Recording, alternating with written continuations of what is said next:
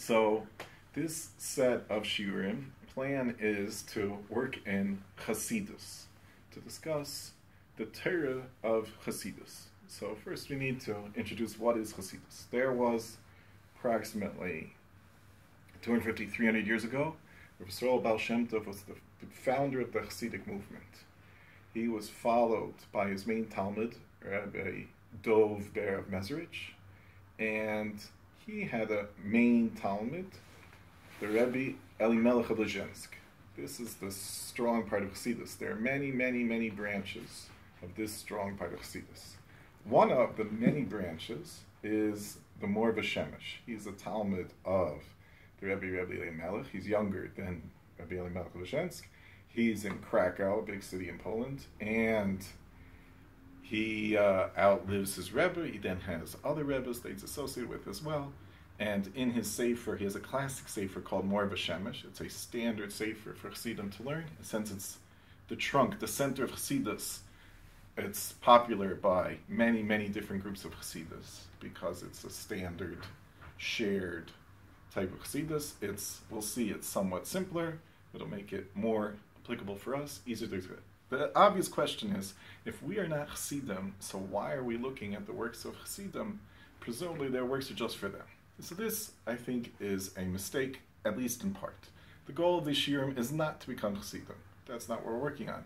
However, what Chassidus did have, a part of what Chassidus has, is they have the Torah's Chassidus. They have a way of looking at the Torah, and it's a guide for any person, any Jew, to move forward in the service of Hashem. So that's the part we're going to focus on, that aspect of that part of Chassidus. It's a strong part of Chassidus. It's not all of Chassidus, and that's what we're going to focus on.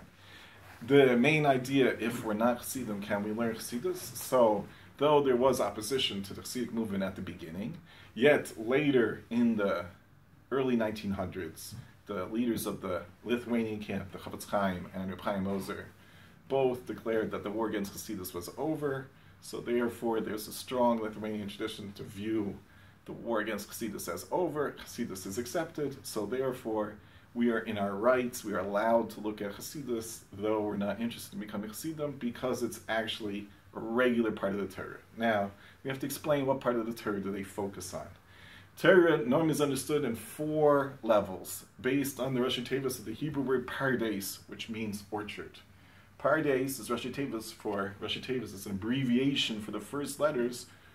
Pardes is Pshat, Remez, Drash, Sod. 4 different types of Torah. Pshat is the simple understanding of the words of the Torah itself, the Chumash. Remez, which is the main part that Chassidus works on, is to look deeper for hints in the Torah, in the way it's spoken, to get ideas in serving Hashem. Drash is the main idea of how the halacha looks at Torah, which is its own unique way, which we'll really not be doing too much of. And Sod is the Kabbalistic understanding of the Torah also, which though is a significant part of Chassidus, we will skip that part of Chassidus. That's not part of our study. So there's Pshat, Remez, Drash, Sod. We'll do very little in Pshat in these shiurim because we're going to want to work on the Remez, which is the main level of Chassidus, and that's what we're going to focus on. And we'll find, Mi'at Hashem together, that Chassidus will be a way of us moving forward and becoming greater, better, more spiritual people. Mm-hmm.